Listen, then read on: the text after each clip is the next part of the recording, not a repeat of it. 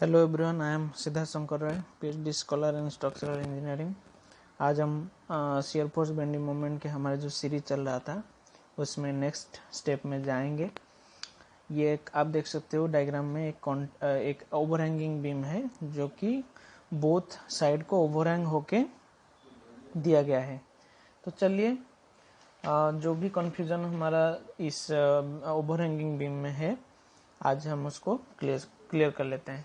तो चलिए शुरू करते हैं। तो ये हो गया आपका क्वेश्चन। देखिए ए बी सपोर्ट है, यहाँ पे जो सी ई पॉइंट है ये बीम के एंड पॉइंट्स हैं।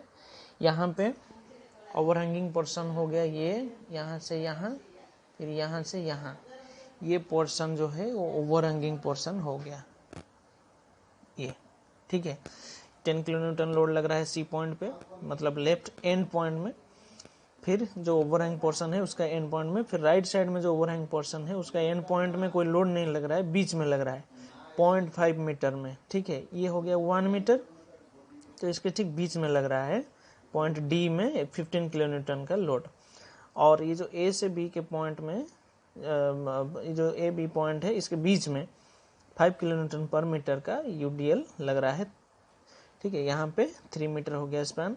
ये जो ओवरहैंगिंग पोर्शन है ये 1 मीटर है, ये भी 1 मीटर है, पर यहाँ पे ए पॉइंट से सी पॉइंट का डिस्टेंस जहाँ पे लोड लग रहा है 1 मीटर है, यहाँ पे लोड और सपोर्ट के बीच में डिस्टेंस 0.5 मीटर है। तो चलिए क्वेश्चन में दिया गया है draw shear force diagram and bending moment diagram solution.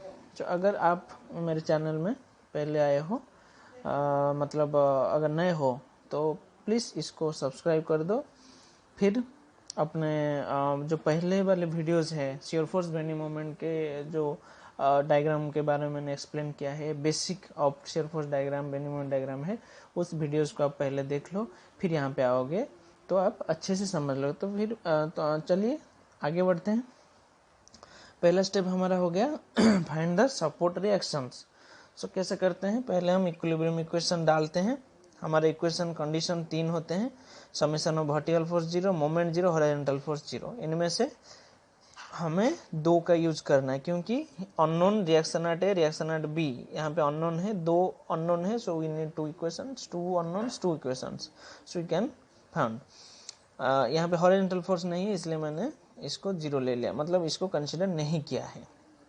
चलिए आप वीडियो को पॉज करके भी देख सकते हो, मैंने स्टेप्स को लिख दिया है, आराम से आप समझ सकते हो। चलिए पुटिंग द फर्स्ट इक्वेशन, अभी समेशन ऑफ v इक्वल 0 हो गया फर्स्ट इक्वेशन। तो इस इक्वेशन में हम अगर अप्लाई करके देखें हमारे बीम के सारे कंडीशंस, तो क्या निकलेगा, उसमें से एक पहला इक्वेशन हमारा आएगा। तो चलिए पहला स्टेप इसमें यह होता है कि आपको जो यूडीएल है, जो यहाँ पे 5 किलो न्यूटन पर मीटर के हिसाब से लग रहा है, वो कितने स्पान में लग रहा है, 3 मीटर के स्पान पे। तो आप इसको आपको कन्वर्ट करना होगा इक्विवेलेंट पॉइंट लोड में। इक्विवेलेंट पॉइंट लोड में कैसे करते हैं, 5 किलो न्यूटन पर मीटर, मतलब 1 मीटर में 5 किलो न्यूटन है। हमारे पास कितना स्पान है जिसपे यूडीएल लगा हुआ है, 3, तो इसलिए 5 × 3। सो ये हो गया इसका magnitude of point load. Position कहाँ पे होगा, सेंटर ऑफ ग्रेविटी में, मतलब 3 मीटर में अगर यूडीएल था तो ठीक बीच में उसका इक्विवेलेंट पॉइंट लोड लगेगा। सो ये होगा 3/2। तो अभी चलिए, so reaction at A reaction at B, नीचे से ऊपर पॉजिटिव, ये हो गया जो हमारा नॉर्मल वर्टिकल फोर्स है इसका नोटेशन। सो नीचे से ऊपर जा रहा है तो पॉजिटिव, ऊपर से नीचे आ रहा है तो नेगेटिव। सो कौन कौन से फोर्स इस बीम में नीचे से ऊपर जा रहे हैं, reaction at A reaction at B, यही दोनों ही है जो नीचे से ऊपर जा रहे हैं। बाकी सारे फोर्सेस जो हैं ऊपर से नीचे आ रहे हैं, तो इसलिए नीचे से ऊपर जा रहे हैं तो उसको पॉजिटिव लेते हैं, R A plus R B, बाकी सब नेगेटिव। क्या कौन सा हो गया, लेफ्ट से शुरू करते हैं, 10 किलो न्यूटन नेगेटिव, फिर ये 5 × 3 नीचे, ये भी -5 × 3, फिर ये 15 ये भी नीचे आ रहा है, सो इसलिए ये भी नेगेटिव हो गया। इतना ही फोर्स है, 1 2 3 4 5, 1 2 3 4 5, 1 2 3 4, ये 1 है, 4 5, सो ये हो गया 0। इसमें से equation R A plus R B is equal to 40 kilo newton आ रहा है। सो इसको आप पहले इक्वेशन 1 ले लो। फिर चलिए applying second condition that summation of moment is equal 0 at point A. ठीक है। हाँ, यहाँ पे याद रखिए, मैंने नोट में भी इसको लिख दिया है। I have already mentioned here, always take moment at any support and not at any side or end of the beam, especially in case of overhanging beam। क्यों? क्योंकि अगर आप एंड्स में ले लोगे तो ये दो अननोन्स आ जाएंगे वहाँ पे, तो इसलिए वहाँ पे इक्वेशन का कोई मतलब ही नहीं बनेगा। इसलिए आइदर आप रिएक्शन एट ए जो पॉइंट में है वहाँ पे लीजिए, या फिर पॉइंट जो है रिएक्शन एट पॉइंट बी वहाँ पे लीजिए। ठीक है, तो यहाँ पे मैंने लिया है पॉइंट ए में। तो चलिए देख लेते हैं।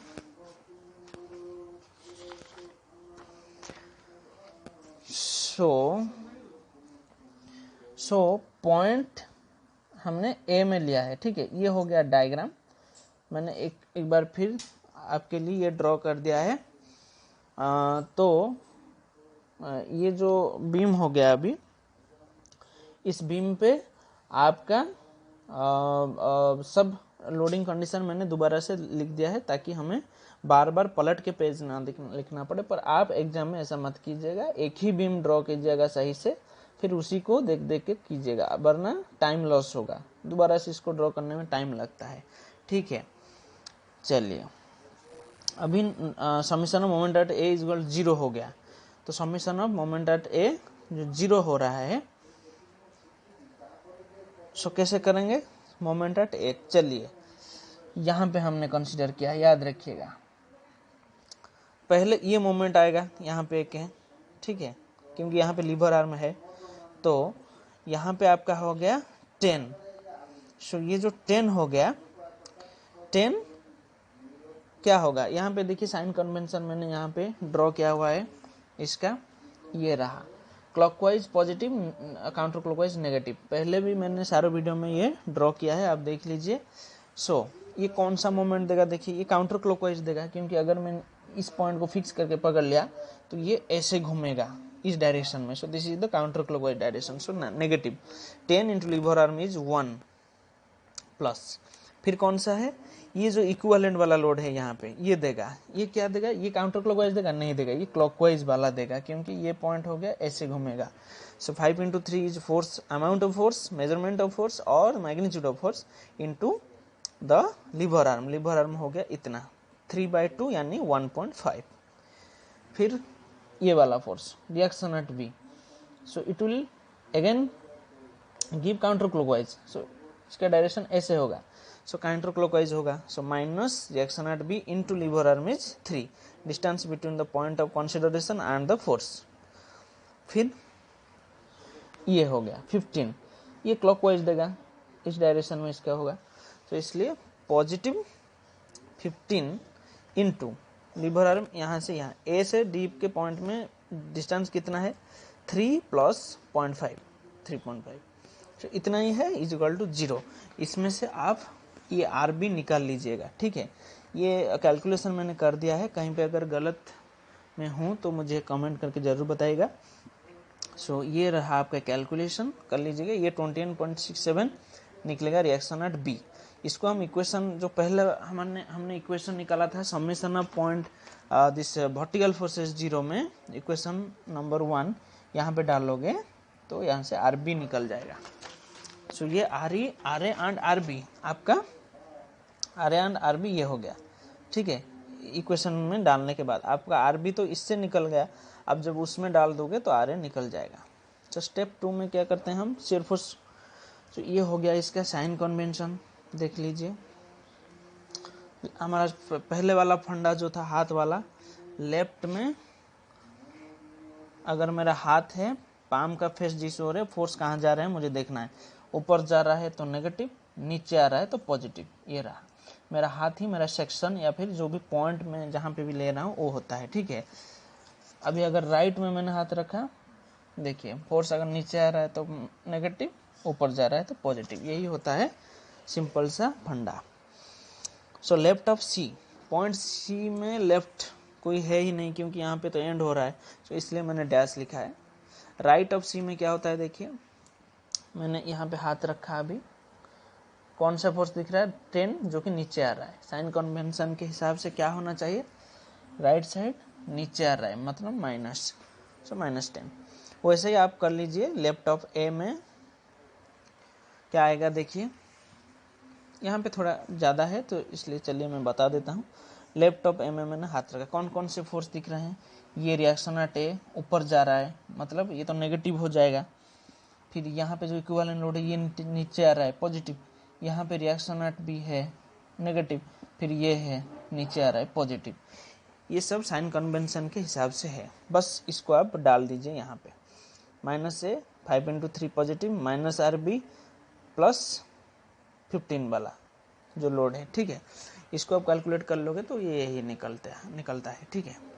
चलिए राइट ऑफ ए में वैसे ही हाथ रखिए, देख लीजिए राइट ऑफ ए में क्या हो रहा है। ए के राइट में मैं हाथ रख रहा हूँ, ठीक है।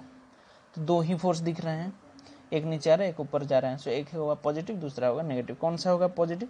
राइट में मेरा हाथ है, ये जा रहा है ऊपर तो ये होगा पॉजिटिव, ये आ रहा है नीचे तो ये होगा नेगेटिव, ठीक है।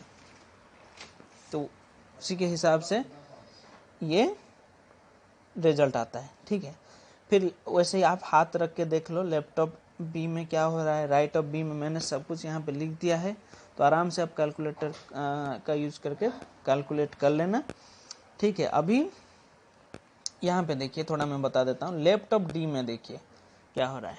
लेफ्ट ऑफ डी में एक ही फोर्स से नीचे आ रहा है, सो इसलिए पॉजिटिव 15 साइन कन्वेंशन के हिसाब से।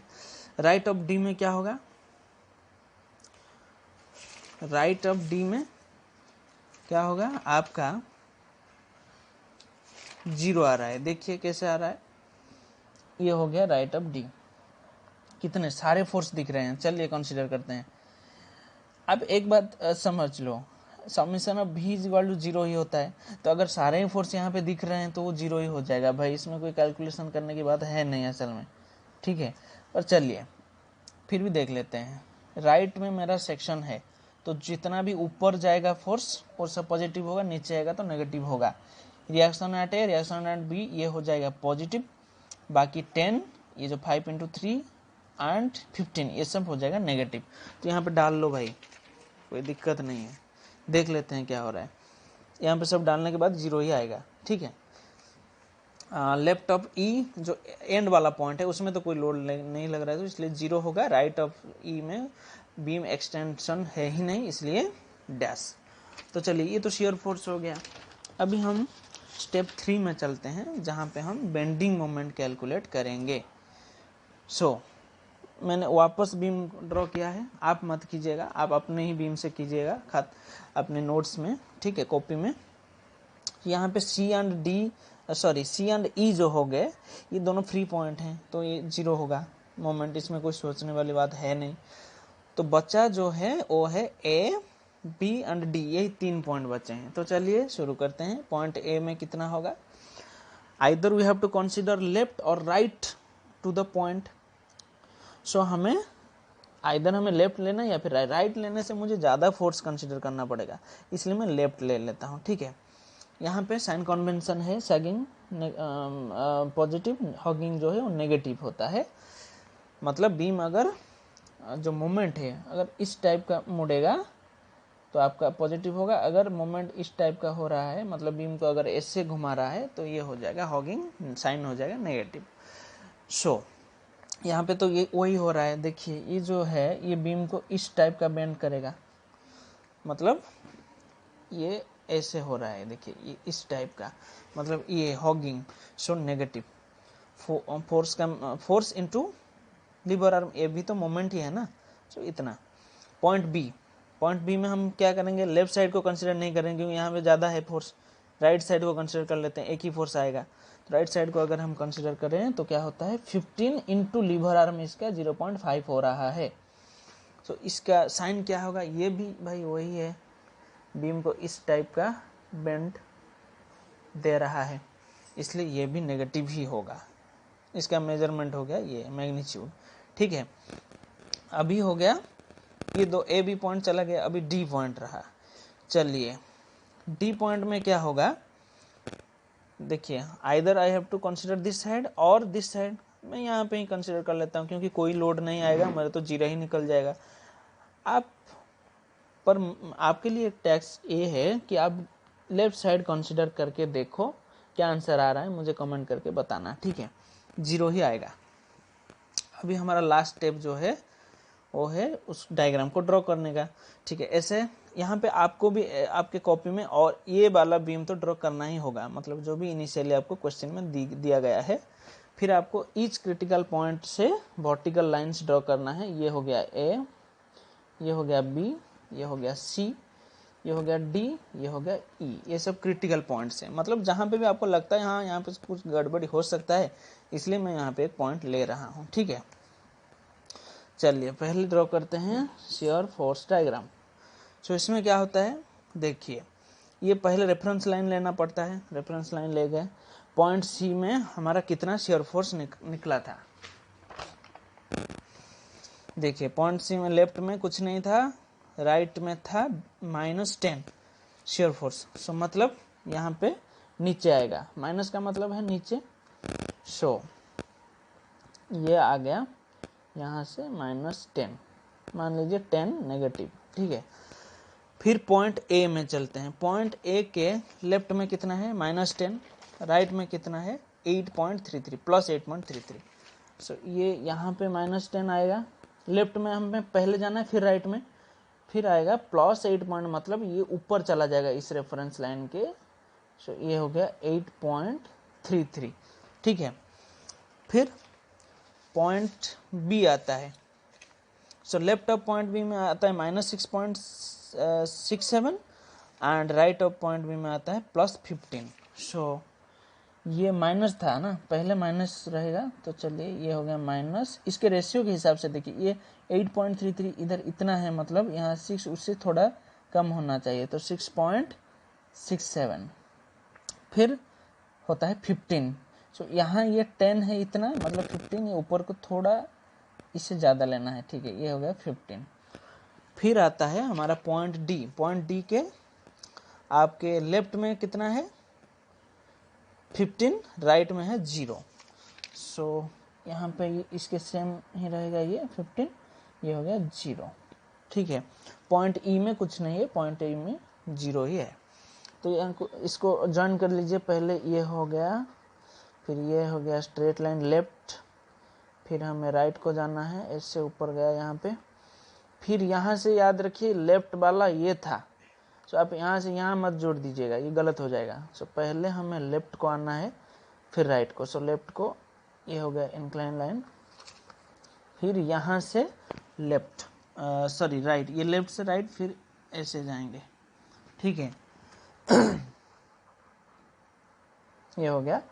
फिर यहाँ से ये स्ट्रेट लाइन हो गया लेफ्ट, फिर राइट में इसका है 0, फिर ये तो 0 है इसलिए ये एक स्ट्रेट लाइन होगा। सो ये जो पोर्शन है, this portion of the beam is unused actually. So फिर इसको शेडिंग कर दीजिए। फिर हमारा ड्यूटी क्या है, ये हो गया नेगेटिव, ये हो गया पॉजिटिव, ये हो गया नेगेटिव। जितना भी पोर्शन डायग्राम का रेफरेंस लाइन के ऊपर है उसको पॉजिटिव लीजिए, जितना भी नीचे है उसको नेगेटिव लिख दीजिए, ठीक है। अभी चलते हैं, ये हो गया आपका शियर फोर्स डायग्राम, ये कंप्लीट हो गया शियर फोर्स डायग्राम। अभी चलते हैं हम बेंडिंग मोमेंट डायग्राम के लिए। ये 0 हो गया इधर, यहाँ भी 0, पॉइंट डी में भी 0 ही है। बस यही दोनों पॉइंट में कुछ है, क्या है देखिए, दोनों पॉइंट में माइनस है, -10, यहाँ पे -7.5। सो ये नीचे रहेगा। ये हो गया 10 नीचे, 7.5 मतलब ये थोड़ा इससे ऊपर रहेगा। फिर इसको आप ड्रॉ कर दीजिए। ये हो गया इंक्लाइन लाइन पहला। यहाँ पे क्या है यूडीएल है। यूडीएल का इक्वेशन क्या है parabolic. So we have to draw like this parabolic curve, okay. Then ये होगा स्ट्रेट लाइन में कनेक्शन, यहाँ ये 0 है इसलिए ये हो गया।